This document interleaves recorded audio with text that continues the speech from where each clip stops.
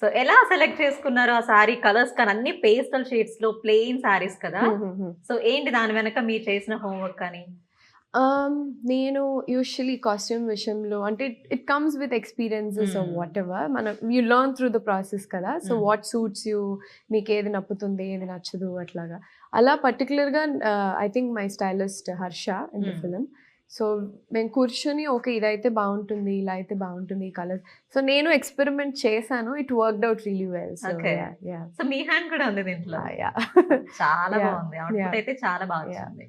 And first Kishore Tirumala గారు మిమ్మల్ని approach అయినప్పుడు మీకు స్టోరీ చెప్పినప్పుడు మీకు ఏ ఆస్పెక్ట్ బాగా నచ్చింది ఈ స్టోరీలో? స్పెషల్లీ నా క్యారెక్టర్ పేరు బాలామణి. ఓకే, బాలామణి అని సౌండింగే నాకు చాలా కొత్తగా ఉండింది. ఇట్స్ వెరీ మంచి ఇంపాక్ట్ఫుల్. మెటీరియల్ గా yeah, so it's very impactful. అంటే క్యారెక్టర్ కూడా అలానే ఉంటుంది.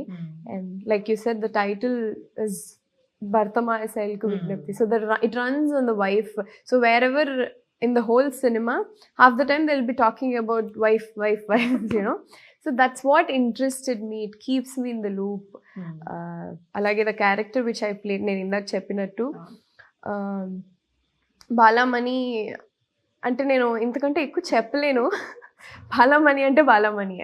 So yeah, but we want to know about Balamani character. So Sankranti ke. Yeah.